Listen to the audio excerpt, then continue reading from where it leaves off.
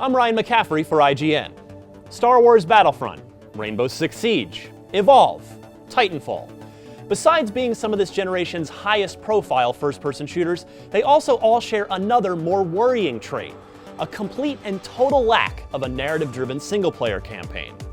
This is not a promising trend, and it's also a huge missed opportunity.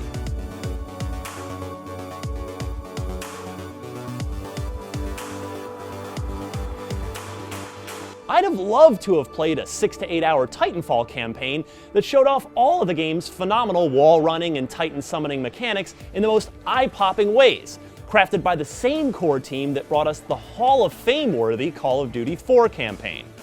Besides, for some of us, not having the context of a fleshed-out, meaningful game universe can render the most mechanically solid games meaningless. I want a narrative-driven experience built around the game mechanics provided, without having to connect online and, for good or bad, deal with other people, like a good book.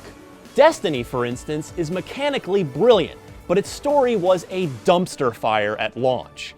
Its total lack of compelling narrative foundation undermined its impressive gameplay, such that the march to get to the superb raid content was, by any definition, a grind. To developer Bungie's credit, however, it has made great strides in patching up its rickety sci-fi underpinnings in the years since. More and more first-person shooter franchises are ditching their campaigns or just never implementing them in the first place. In fact, of all major active first-person shooter series, Halo and Battlefield remain the most prominent, consistent providers of both fleshed-out multiplayer components and full-blown campaigns. How good you think those campaigns are is beside the point. You could make an argument to keep Call of Duty on this short list, but the Xbox 360 and PS3 versions of Black Ops 3 have had their campaigns amputated, with only $10 lopped off its price tag, I might add.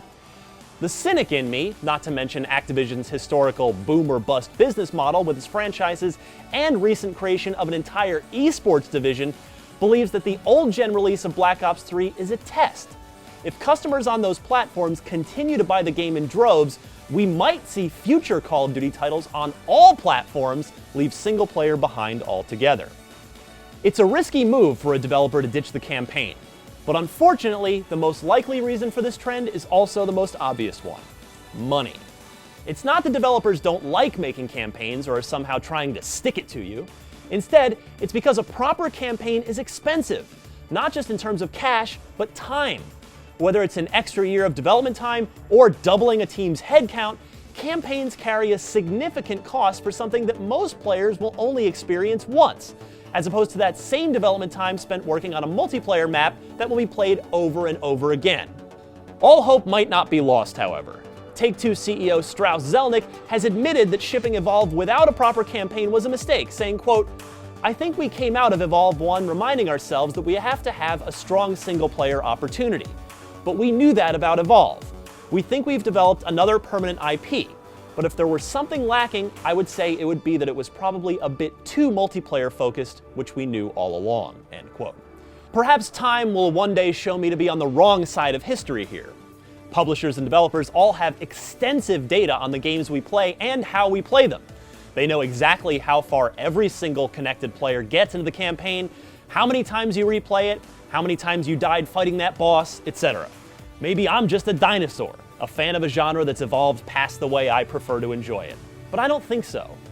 Maybe rising development costs will force developers and publishers to make a choice, one or the other.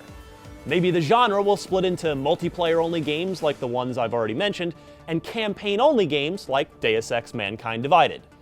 I hope that Sophie's choice is not the future of this genre. Ultimately, however, if most first-person shooters choose to no longer pay any attention to crafting an interesting narrative, then we'll have all lost something good.